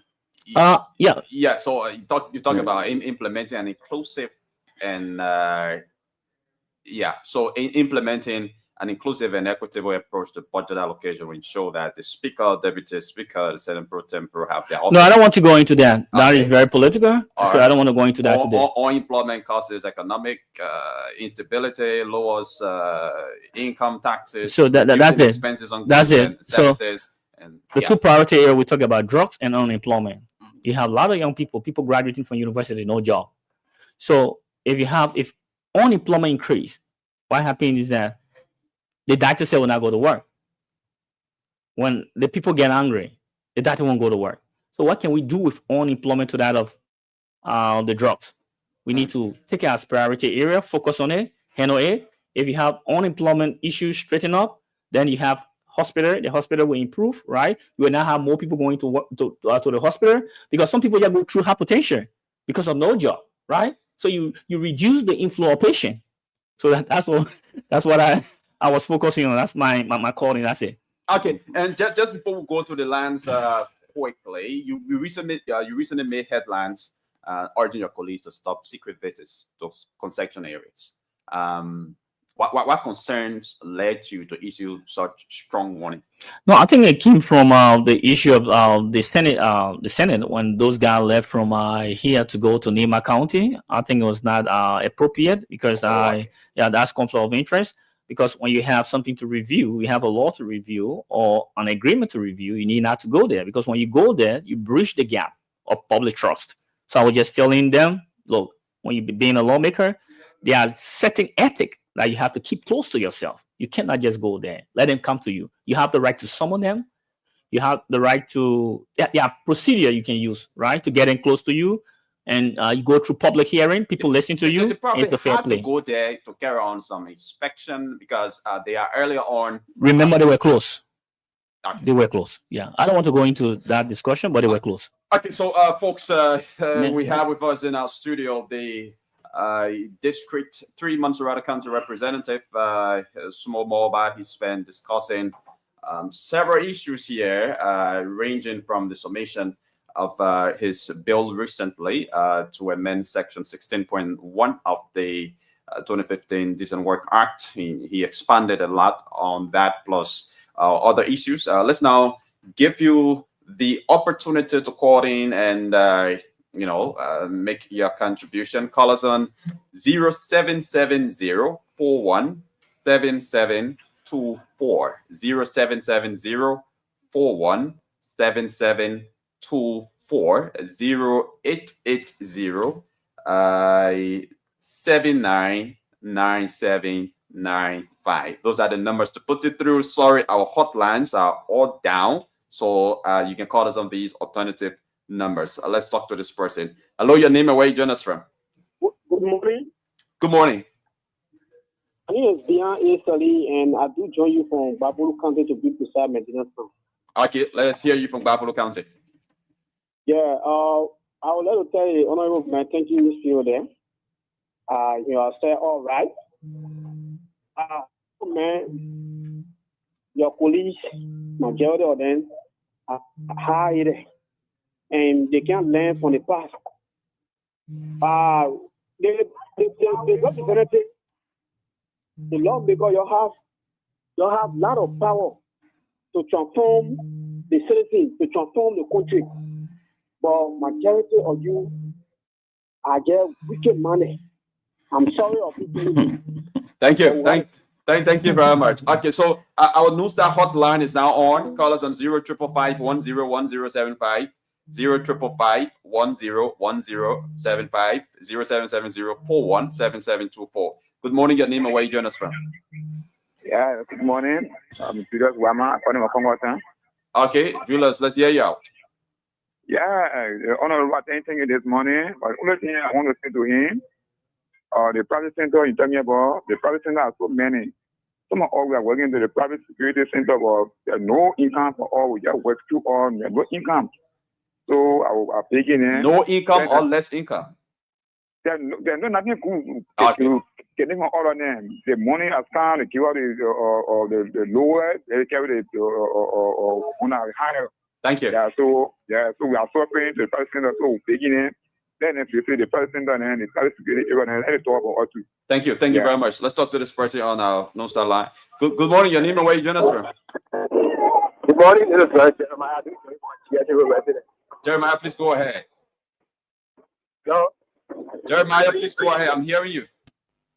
Okay, well, let's Jeremiah. Let's talk to this other person. Hello. Yeah, hello. Your name and where you join us from.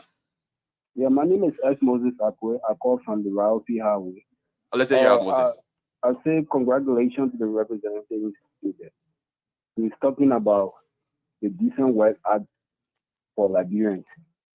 Okay. I mean, have he gone in the private sector, the SOE of the government, state-owned enterprise, to see that some of those bad labor practices be amended? Because, like, for instance, to Ralphie, where they said transportation is a privilege, not right. Housing is a privilege, not right. But you got our managers, they got housing, they got transportation. And I mean, the employees there don't even go to work by means of bus or anything. They got to pay their way every time. People spend 25 years, you don't increase their salary, you keep them on the same status. So I think the representative got to look into the kind of places. Thank you so much. Thank you very much. We take 3 or 4 more calls. 0770 4179 24 0555 101075. Let's talk to this person. Good morning, your name and where you join us from. Good morning, are you there? Good morning, your name and where you join us from. Okay, we lost that person. Let's talk to this other person. Hello. Yeah, hello. Let's hear you out. Yeah, my name is Prince Molwa, calling from Rafi Highway. Prince Molwa, go right ahead. Yes, I just want to thank the lawmaker in studio for that unique bill being passed. And we are watching closely those lawmakers who will not sign this bill because 2029 is coming. He has played his part in level with them to push it forward. Thank you. So I just want to say thank you. Thank you very much. Let's talk to this person. Good morning. Yeah, good morning. Your name and where you join us from. Coming Prince David. Prince David, please go ahead. Yeah, to tell you thank you to the lawmaker in there, man. If we can get 50 of them in our house, LeBron will uplift. But mostly like LeBron, if we can really confuse them in the house. But we tell you thank you. I leave him by in thinking straight. Thank you. Thanks for calling. Let's talk to this other person. Hello, your name and where you join us from. Good morning. Good morning. Good morning. How are you? I'm doing great. My name is Ijokai Floman. I call you from Monrovia. Okay, please go ahead. Let me say thanks to our young astute leader in studio, Honorable Smoke Modoba, for his honest and candid deliberation as it relates to this amendment on this decent wage. This morning, I have been going through some situation, but when I follow his deliberation, I just want to be happy. Here is the thing, my brother. Oh my God! You can call us back. I don't know. You were probably harmonized, but you can call us back if you can. Let's take 2 more calls quickly. 0770 417724 0555 101075. Those are the numbers to put it through. We have in our studio Montserrat County District 3 Representative Small Mobile. Let's see if we can talk to this person. Hello, your name and where you join us from? Hello, are you there? Okay. All right, Representative Mobile, we don't have the luxury of time. We've got just 2 more minutes to go. So, in closing, I mean, a lot of the callers commended you for this particular bill. What have you got to say finally? Receive compliment because it's the people bill. The bill is people center. It's not from our side. But I would like to say this quickly. There are few things I would like to inform our people based on the provision of the amendment. I would like to tell them that this bill support them.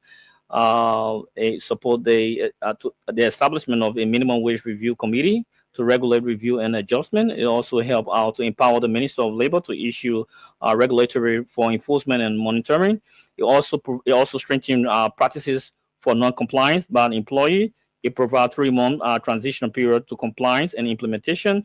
It reverses the minimum wage in the private sector to US 250 towards 200 as every month. Then the good thing is that for our country, it improves living standard. It promotes fair labor practices and reduce exploitation. It stimulates local economic activity through increased purchasing power.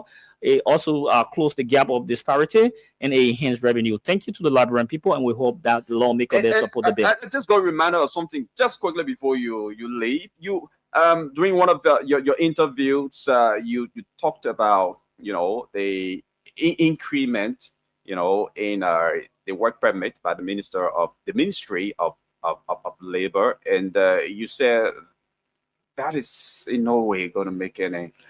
That's a waste of time. Let me say this. Sorry, the minister is a lawyer, and he's not from the private sector. I did public policy, but I've worked more than 25, 26 years with the private sector, the sector we are talking about. When I say there is no way that 3,000 would deter the worker or the employer, because if you say 3,000 for a work permit, there are 2 ways to get the money. One, they will assign the money based on the commodity you buy. Then the consumer suffer because you're going to buy. So if I'm selling stereo, I will increase the price of stereo to $9, half inch. And when you buy, I will get the money to pay the money you want. So there's no way you can affect me. Another thing is that they negotiate with the employee, the foreign employee, and say, look, man, I'm paying you 1,500. You from India. To get 1,500 in India is, difficult. So I'm going to take 300 from your money to pay for every month to pay for your work permit. And the guy know definitely in India to even obtain $700 is difficult. So when they say take 300, you left with 1,002. The young man will accept it to remain here.